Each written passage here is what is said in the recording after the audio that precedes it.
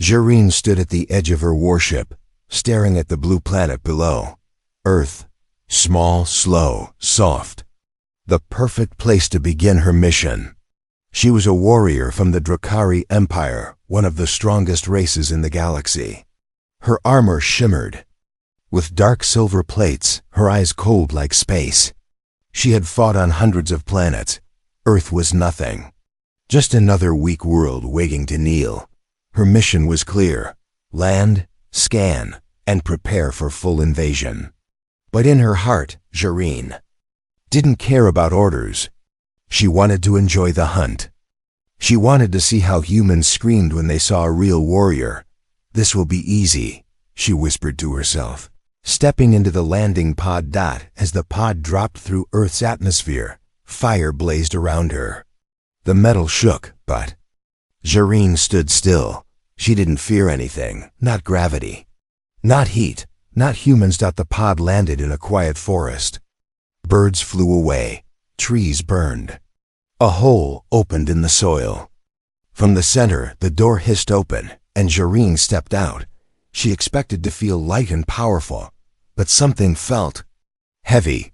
She took one step forward. Her boots sank deeper into the ground. Than expected. She took another step. Her knees wobbled. What is this? She muttered, looking down. Her legs felt like stone. Her shoulders ached. A strange pressure pushed against her body from all sides. Earth gravity. Strange, she said, trying to scan the air. But her tech blinked red. Malfunction. Nothing was working. No signal, no support. She was alone. Still, she didn't panic. I am Drakari, she growled. I bend planets. I don't bend to them. She straightened her back and looked around. The forest was calm again. Trees stood tall, birds chirped once more. But something watched her. Behind the trees, hidden in the shadows, human eyes followed her every move. Target has landed, whispered a voice through a small radio. She's on foot. No weapons drawn. We wait. The man speaking wore black armor and crouched low. He was not a normal soldier. He was trained for one purpose: deal with threats not from Earth. Jareen kept walking. Each step was harder. Her body felt heavier and slower. This is not normal gravity, she said, pressing buttons on her wrist plate. Still no data. Her armor beeped weakly. Power levels were dropping fast. She tried to jump, just a small jump. Her body barely left the ground, and she landed with a painful thud. Her knee hit the dirt. She knelt, breathing heavy. Sweat rolled down her brow. For the first time in her life, Jareen felt weak. No, she growled, her voice sharp. I will not kneel to this planet. But Earth didn't care about her pride. It pressed down harder. Her bones screamed under the force. Her vision blurred. Her fingers dug into the soil. From the trees, the humans watched. A young soldier looked surprised. She's struggling? He whispered. The leader nodded. Gravity net is working. You think she knows? She knows soon. Jareen raised her head. Her eyes glowed with anger. She forced herself up, shaking, trembling. This world fights back, she said softly. Interesting. A bird landed near her foot. It looked at her, then flew away. Such a weak creature, she thought. Yet it moves freely. Why not me? Then it hit her. This is no accident. This gravity is controlled. She wasn't just on Earth. She was in a trap. Far above Earth. In a hidden satellite. A team of scientists watched her every move. Subject is reacting faster than expected, said Dr. Hayes, adjusting his glasses. We didn't think she'd notice the field this early. She's not dumb, said another voice. She's dangerous. Dr. Hayes smiled. Good.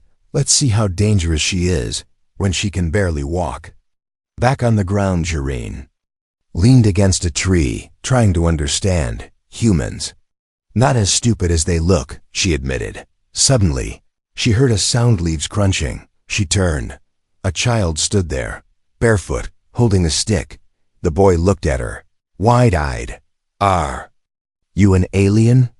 He asked. Jareen didn't reply. She couldn't. Her pride was bleeding. The child came closer. You don't look scary, he said. Jareen stared at him. He was fragile, small, weak. Yet here he was unafraid. How do you move so easily? She asked. The boy laughed. It's just Earth. He ran away. Jareen watched him go. Just Earth.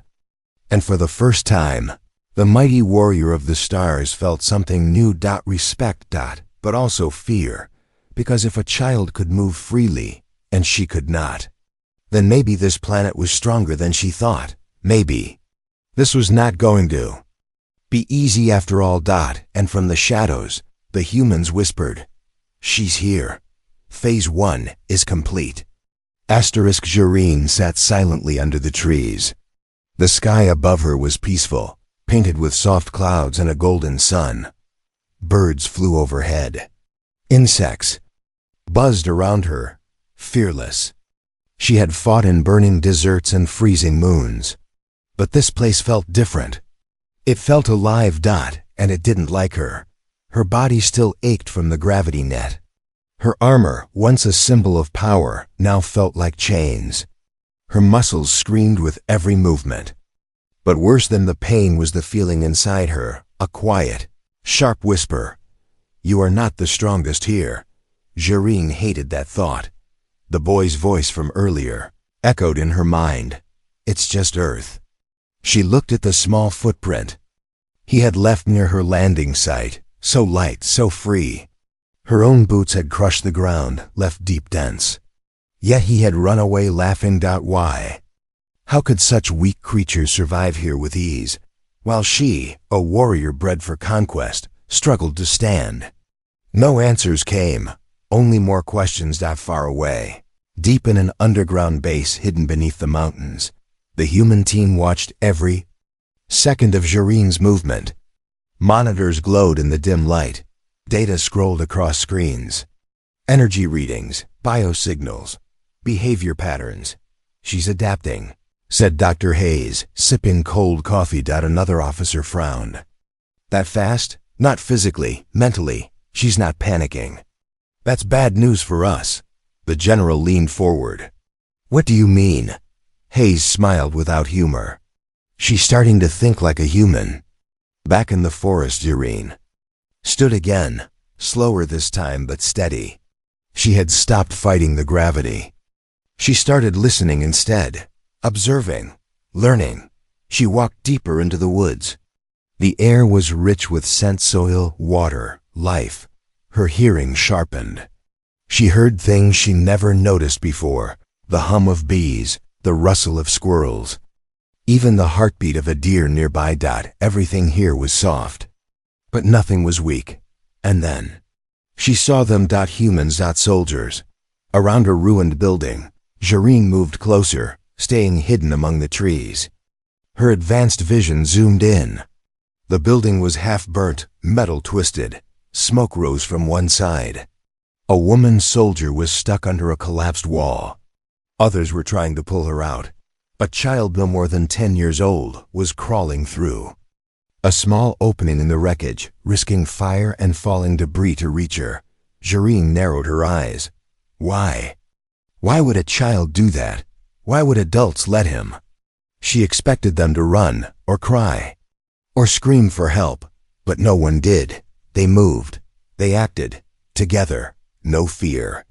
Only focus. The child found the woman's arm and tied a rope to it. The soldiers outside pulled. Dust flew everywhere. The ground shook. Then, finally, the woman slid out alive. Everyone cheered. Jareen blinked. She didn't understand. In her world, strength was in size, speed, muscle, weapons.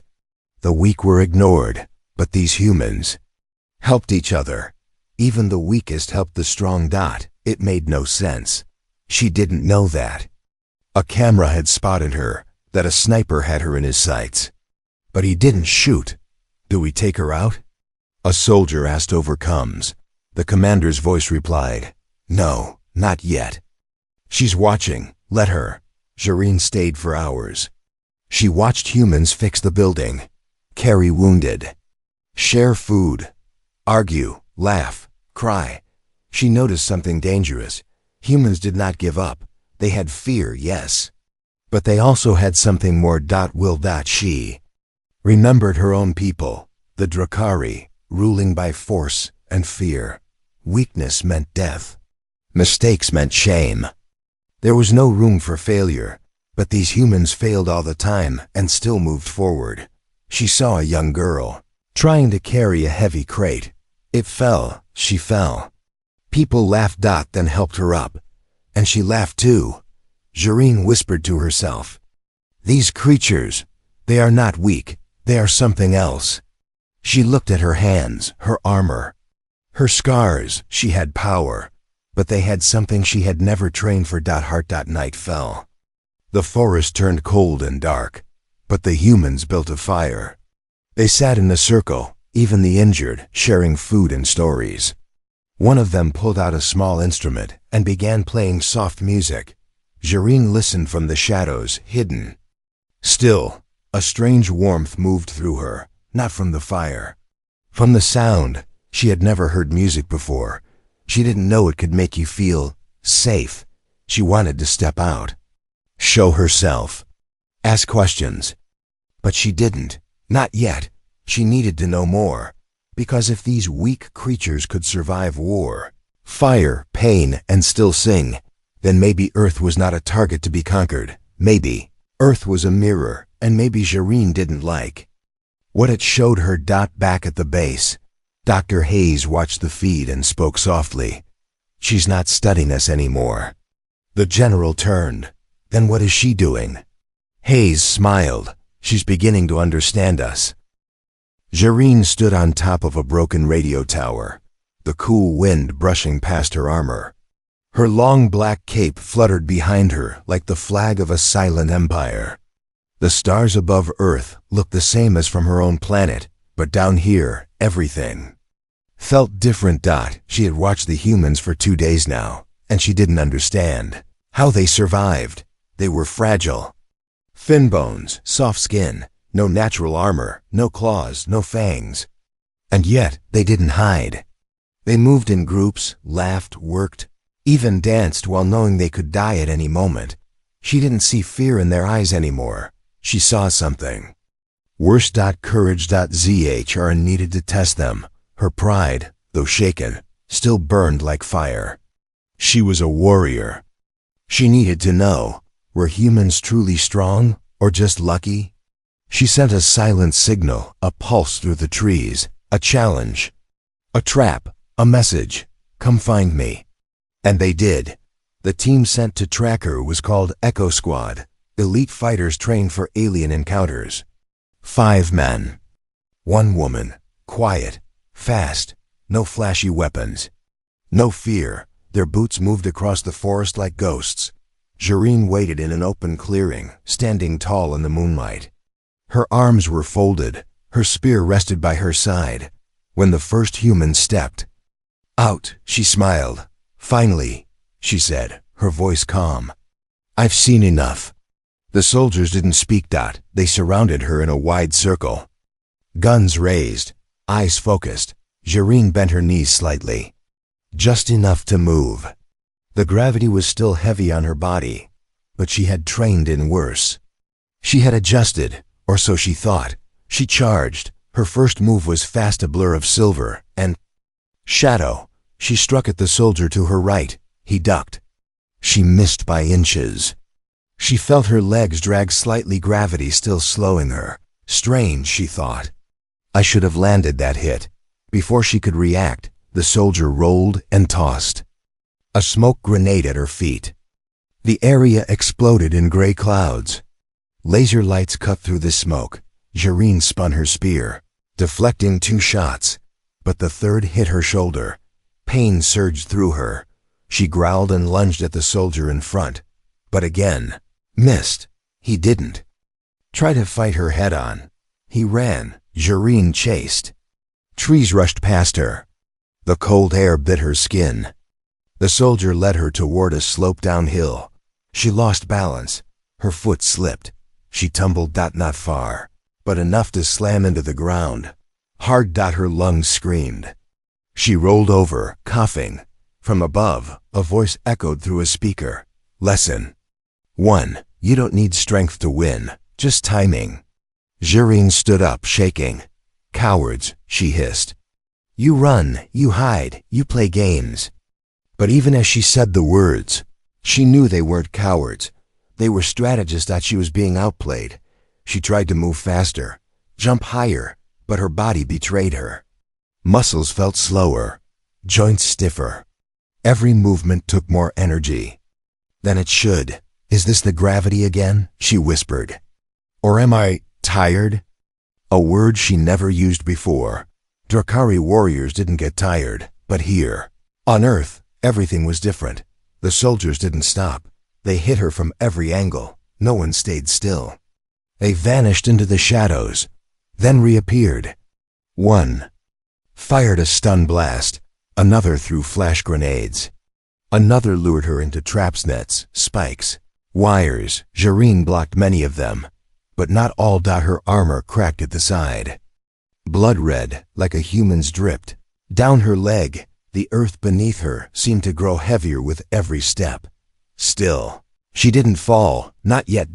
Then came the final blow. A pulse bomb landed at her feet. Before she could jump, it exploded in a silent flash of blue light. Her armor froze. Her body locked. Her knees hit the ground. Hard. Again. Same as the day she landed. Same as the moment she laughed at this planet.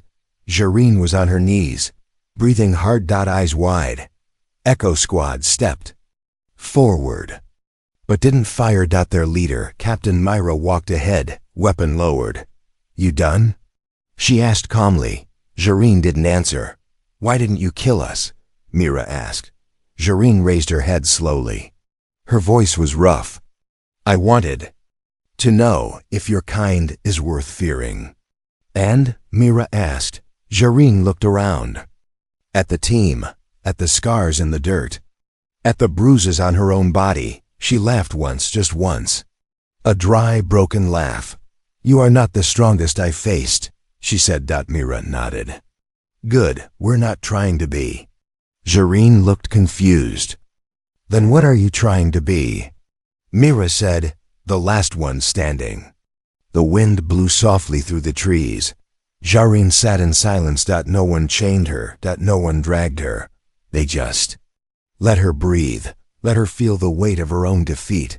And still, something in her chest grew. Not shame, not hate, but something dangerous. Respect. Above them, in orbit, something else watched through a hidden eye. Not human, not Drakari, something darker, and it whispered through the stars. She failed. Prepare the fleet. Silence. Jareen sat inside a cold metal room. The walls were gray, smooth, and without windows. No chains held her. No weapons pointed at her.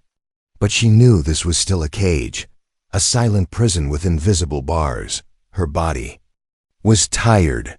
Her armor had been removed, replaced by a plain black suit. Her wounds had been cleaned, bandaged. Strange medicine burned in her blood. It wasn't poison. It was healing. Why would they heal her? Why would they keep her alive?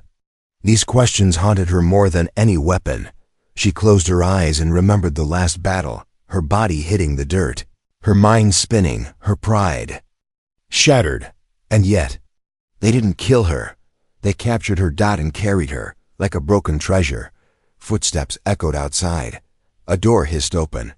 A human stepped in, not a soldier, not a guard, a scientist, mid-40s, tall, wearing a long white coat. His eyes weren't cold like generals.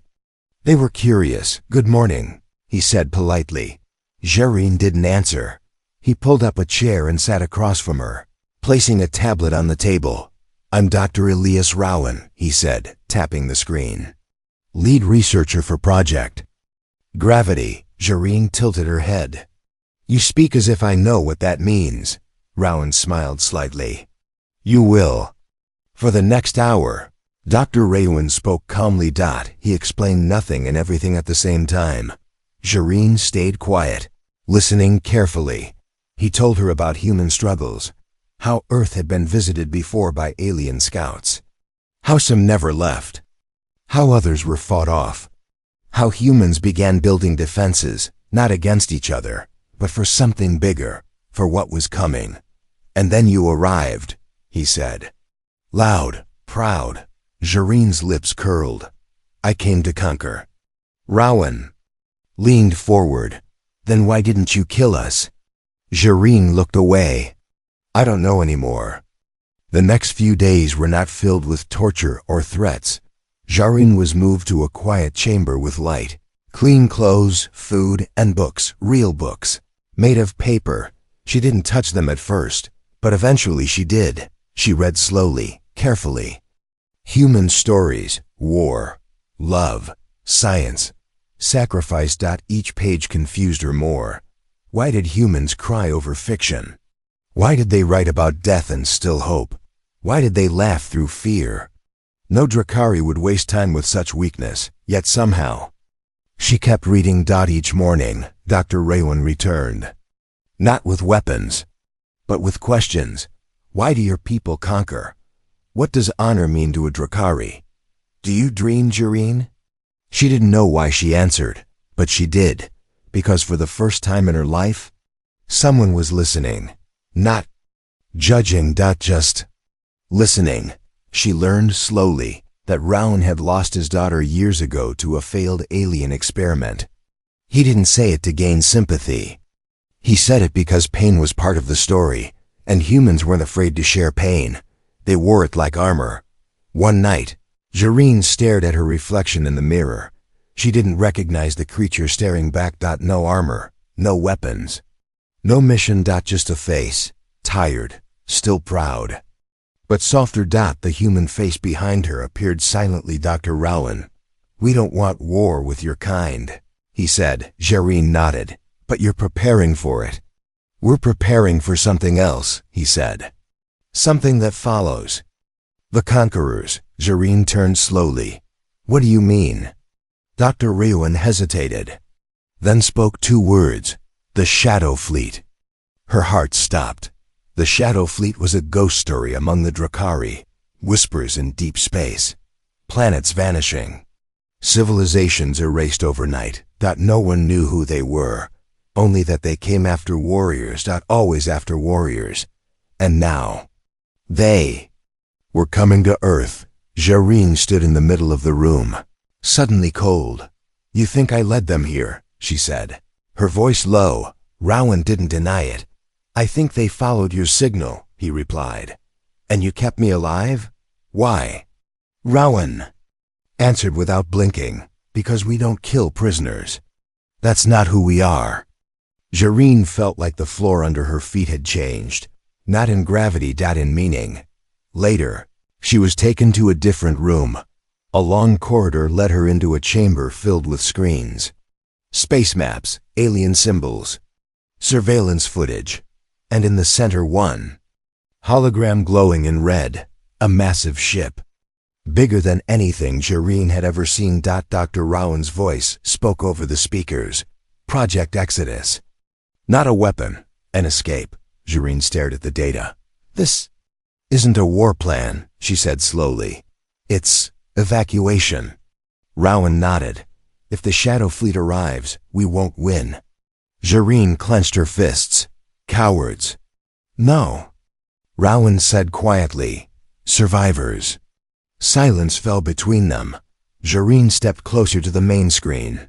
Her eyes locked onto the alien ship approaching Earth. Cold. Empty. Merciless. She knew that ship. She had seen it once. In her nightmares. Her people once tried to fight them. They never spoke of what happened next. Only silence. Only fear. And now, Earth was in its path. Because of her. Because she came to conquer.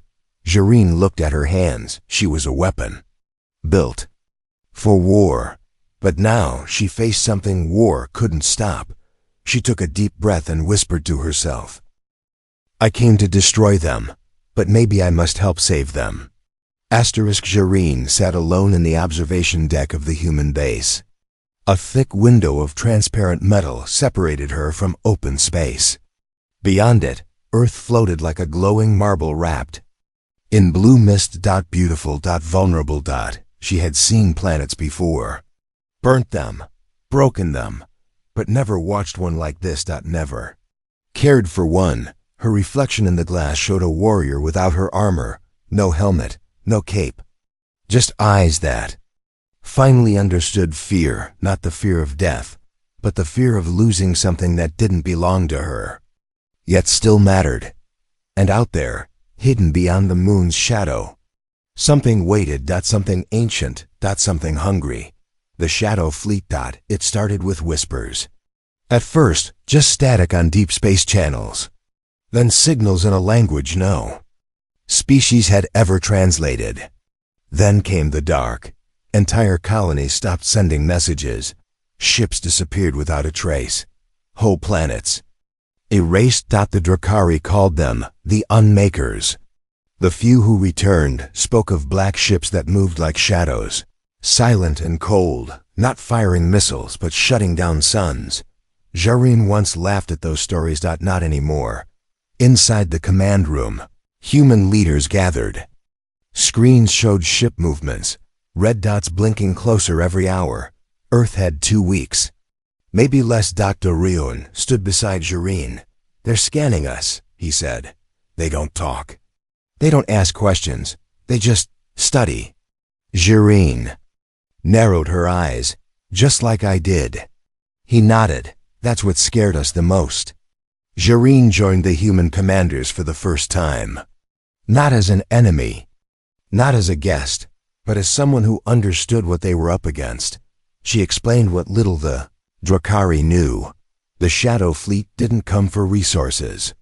Not land, not power. They came for balance. They targeted species that conquered others. Species that grew too strong, too aggressive, too proud. Species like the Drakari, like Jareen. She lowered her voice. They cleansed the galaxy, not out of hate, but out of design. They believe power must be controlled. And they think, Earth is next? Asked Commander Mira. Jareen nodded slowly. Because I came here. And now they think you're like me. For the first time, the room went quiet. Not from fear, but from realization. Earth wasn't being invaded for what it was. It was being judged for who had found it. Jareen's fists clenched. She looked at the humans around her, people who helped each other, who fought with heart instead of hate, who healed their enemies, and she whispered, "They're wrong." Later, in the base's lower hangar, Jareen visited her armor. It was displayed like a museum piece. Still cracked from her first battle on Earth, still soaked in dust and pride, she ran her hand across the chest plate. It no longer felt like power. It felt like a mistake. "Will you wear it again?" Dr. Rielman asked from the doorway. Jareen didn't answer immediately. Finally she said, "Only if I wear it to protect, not to destroy." That night, Earth's skies changed. Stars began to disappear. Not from clouds. From ships. Massive black vessels, silent, moon-sized, blocking the starlight. The Shadow Fleet had arrived. No warnings. No weapons drawn. Just presence. A cold, ancient message spread across Earth's skies, visible in every language, in every mind. Correction begins. Resistance equals erasure. Panic spread across cities. Governments activated emergency plans. Spaceports filled with families trying to escape. But Earth had nowhere to run. There was no other home. Inside the human base, Jareen stood in front of a holographic image of the enemy fleet. She pointed to the largest ship. "That one is the core." Dr. Rowan studied it. "Command center?" "No," Jareen said. "Judgment center." Rowan raised a brow. "What does it do?" Jareen's voice turned hard. "It watches. It decides. It does not attack. If it judges Earth as a threat, it sends one signal. And everything ends." Rowan looked at her, eyes heavy. "Then how do we stop the judgment?" Jareen took a deep breath. "We change the story. The next day, something happened no one expected. A single small ship left Earth, not with weapons, not with soldiers, but with Jareen, wearing her armor alone, heading straight toward the core ship. Inside the command room, everyone watched. She's going to talk to them? Mira asked. Rowan nodded. She's going to show them who we really are. Jareen's ship entered the black field surrounding the core. She felt her controls freeze. Engines cut. Her mind filled with strange visions, memories, fears, moments of rage and honor. The core was scanning her. Reading her, judging her. She opened her comlink, hoping it would hear her words. She spoke not as a warrior, not as a conqueror, but as a witness. You think Earth is like me, she said softly. But I came here to break them, and instead, they healed me. Her voice cracked. They saved me. They taught me there is strength without cruelty, power without pride. She took off her helmet and dropped it to the floor. If you erase them, then you erase something the galaxy has never seen before. She looked into the dark. Not a threat. She paused. A chance. Silence. Nothing moved. The core remained still. Then a flash. Her ship was pushed backwards safely out of the field.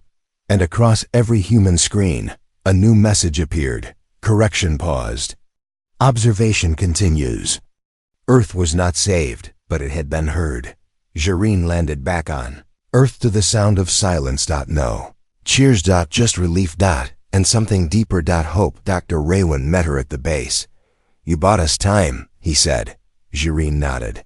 Now what? He asked. She looked to the stars. Now we show them who we are. Asterisk. The wind howled across the dusty training ground. Mountains in the distance stood tall like silent guards. The soil underfoot was dry, broken from decades of drills and tank tracks. This was Camp Silo 9, Earth's last line of defense, a forgotten base now humming with new life. And in the center of it all stood ZHR, no longer a prisoner. No longer a stranger, but not yet. One of them. She stood tall, armor repaired but unpainted, bare of emblems. Her cape was gone. Her blade was dulled, not by battle, but by choice. Now her weapon was something else. Kalan understanding. Around her, soldiers trained in silence, men, women, young, old, different skin, different languages, but one purpose. Jareen watched as a woman half her size took down a sparring partner twice her weight, using only speed and timing. Another group practiced drills blindfolded, learning to trust sound and instinct over sight. This wasn't flashy, this wasn't elegant, but it was human. And it worked. Jareen had seen many armies, but this one? It bled in training. So it would not bleed in war. Captain Mira approached her, wiping sweat from her brow. You standing here or joining us? Jareen raised an eyebrow. I've fought across galaxies. Mira smirked. Yeah, we fight across mud. Jareen glanced down at the ground, her boots already dust covered. She stepped into the ring. The first exercise was simple. Team trust run. 5 humans, 1 alien. They were blindfolded. Jareen was not her job. Lead them safely across a maze of wires, traps, and loud distractions. Use your words, alien, Mira called. Can't just punch this one. Jareen clicked her tongue in irritation. But then she looked at the blindfolded humans, arms linked, waiting on her voice. She realized something. This wasn't about speed. This was about guidance. She spoke clearly. Slowly, for the first time, not to command, but to help. Left. 2 steps. Stop. Duck now. They reached the end. Safe. Untouched. The humans clapped her on the back, laughing. Jareen blinked. Laughter after a drill? Strange creatures. She didn't hate it. Later that day, a drone dropped a crate of supplies too close to a fuel unit. Jareen shouted a warning, but a soldier had already dashed forward, pushing the crate aside before it exploded. The man's leg was caught. He screamed. Jareen rushed to help as medics arrived. She knelt beside the injured man. "You risked your life," she said. The man winced, trying to smile. "Yeah," he said. "But I saved the fuel." Jareen stared at him. His pain, his grin, his sacrifice, all for something that didn't serve him. Directly, the Drakari would have left the crate, would have left him, and yet he smiled. That night, under the open stars, soldiers shared stories by the fire. Jareen sat on the edge of the group, listening.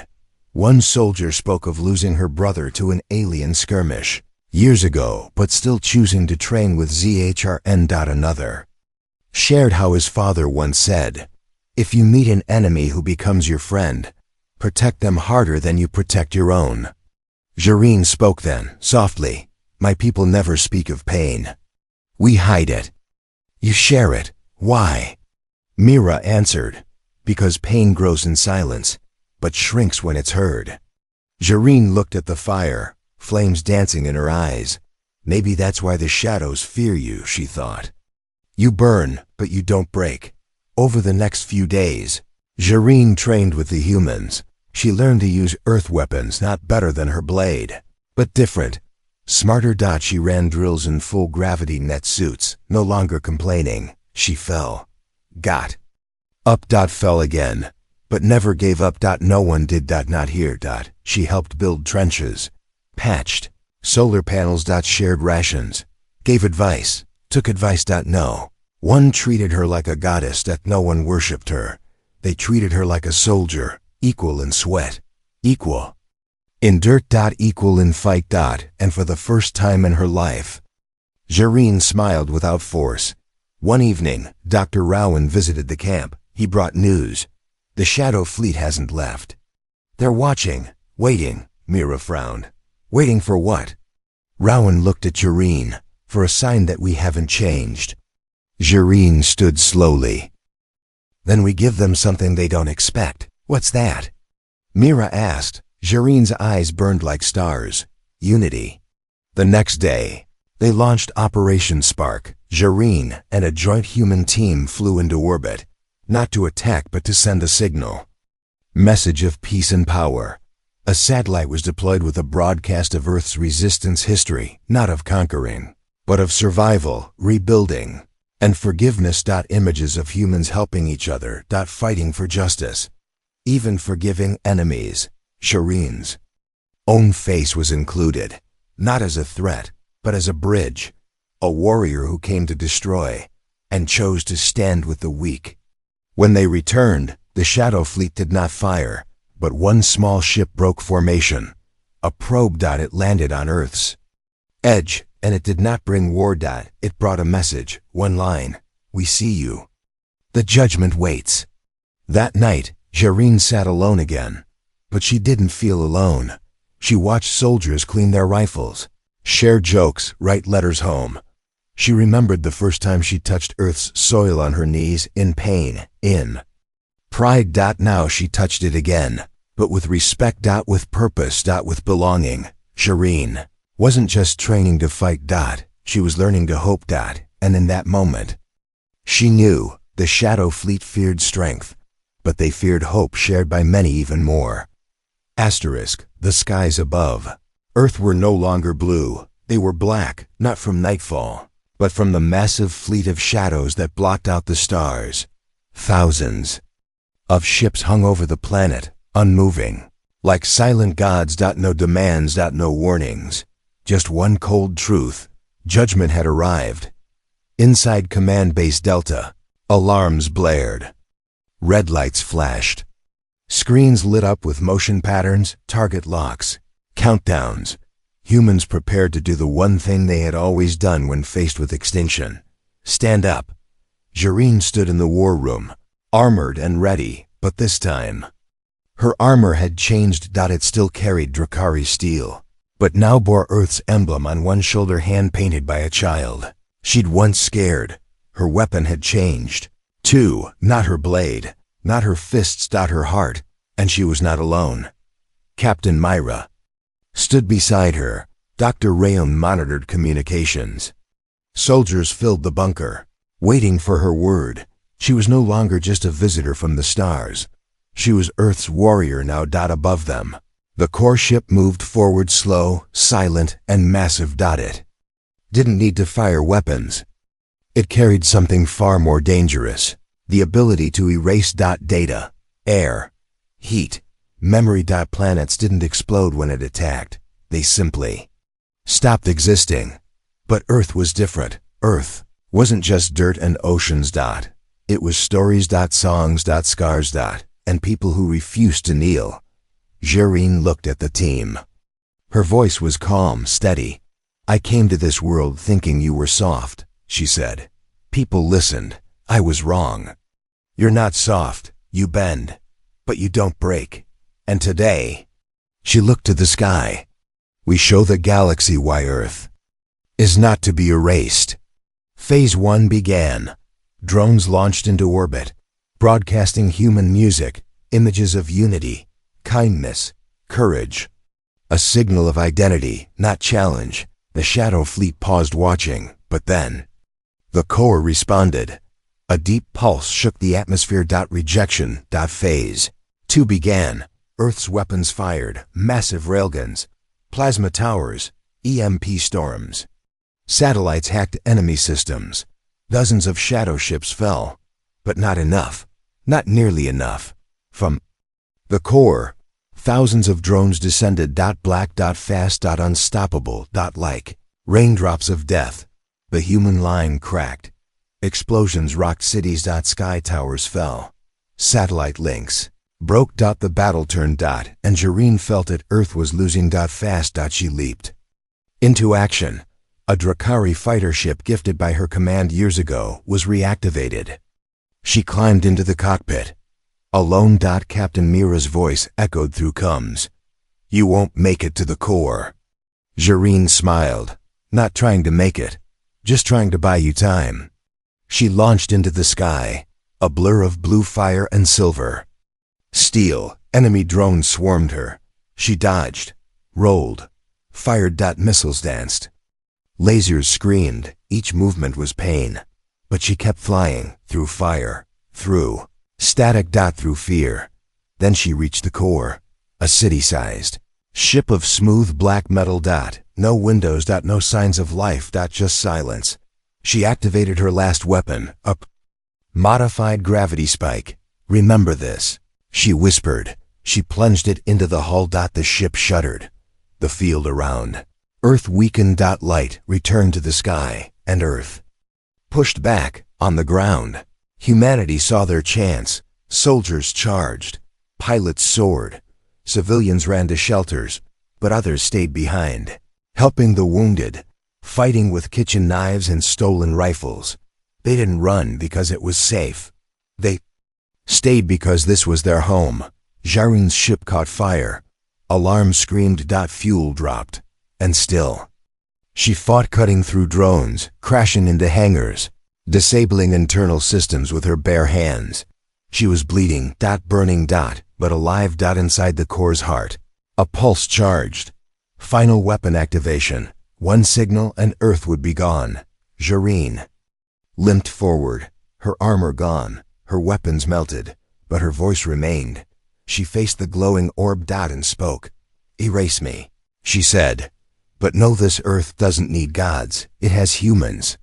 And she slammed her hand onto the detonation panel. The gravity spike overloaded. The core glowed. Then silence. Above Earth, the entire Shadow Fleet flickered. Paused.